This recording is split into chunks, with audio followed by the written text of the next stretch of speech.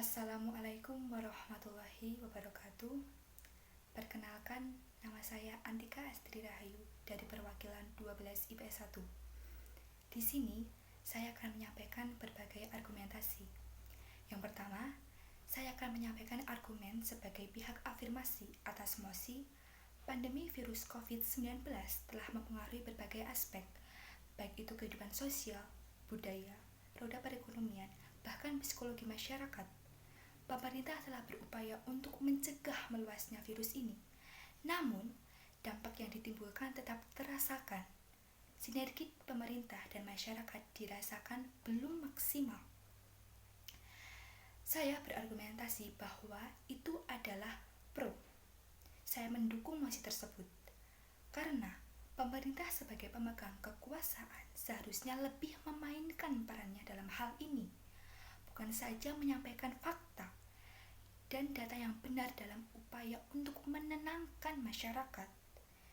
Jika kita telisik lebih awal, pemerintah sedikit terlambat dalam mengatur strategi dalam menangani krisis ini.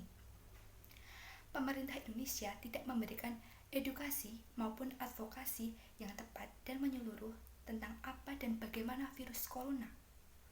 Masyarakat dibiarkan begitu saja menerima berbagai informasi dari berbagai media tanpa memfilter dan tidak tahu mana yang benar dan mana yang salah.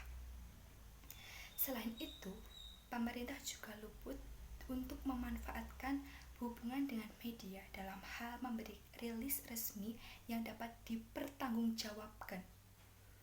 Juru bicara Lembaga Kajian Strategi dan Pembangunan (LKSP), Hafiz Muftisani memaparkan, hasil survei nasional lembaga mengungkapkan tingginya angka ketidakpuasan masyarakat terhadap pemerintah, terutama dalam kaitannya atas penanganan COVID-19.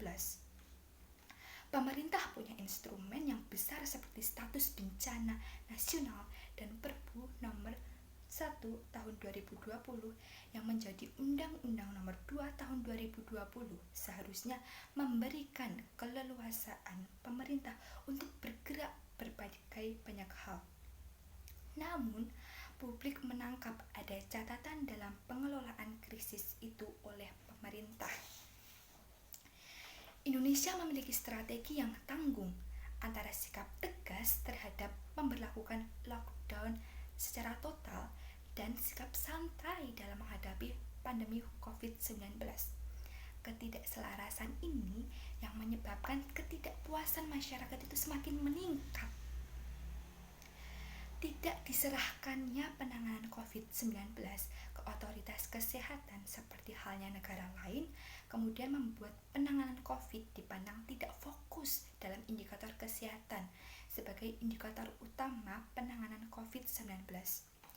Presiden Joko Widodo mengungkapkan kekecewaannya kepada para menteri dan kepala lembaga terkait penanganan COVID-19 dan dampaknya. Secara tegas, Jokowi mengatakan tidak ada progres signifikan dalam program-program penanganan COVID-19. Contoh bidang yang disoroti adalah bidang kesehatan. Bidang kesehatan itu dianggar 75 triliun, tetapi baru keluar 1,53%.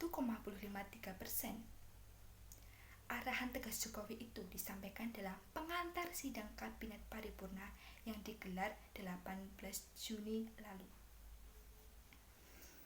Yang kedua, saya akan menyampaikan argumen sebagai pihak oposisi atas mosi. Dewan ini menyesal narasi Galactic Zoo dan segera menghentikan semua proyek penelitian terkait alien. Bagi saya itu adalah hal yang harus kita tentang. Kenapa?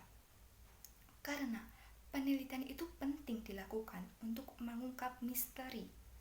Galactic Zoo diteliti untuk mencari tanda-tanda kehidupan ada atau tidaknya alien di luar bumi. Hal ini menimbulkan kemungkinan adanya tanda-tanda kehidupan di luar angkasa.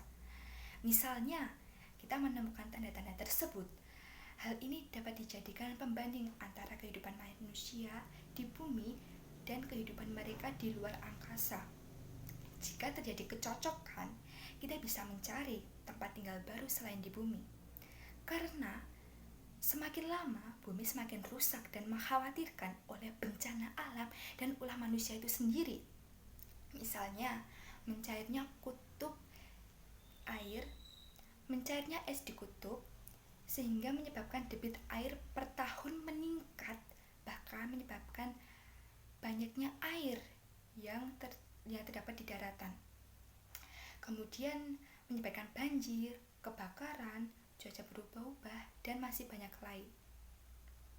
Sehingga sebaiknya penelitian ini terus dilakukan untuk mengungkap misteri atas ada tidaknya kehidupan di luar bumi. Ilmu ini tidak hanya mencakup untuk ilmu astronomi, tetapi penting untuk mencakup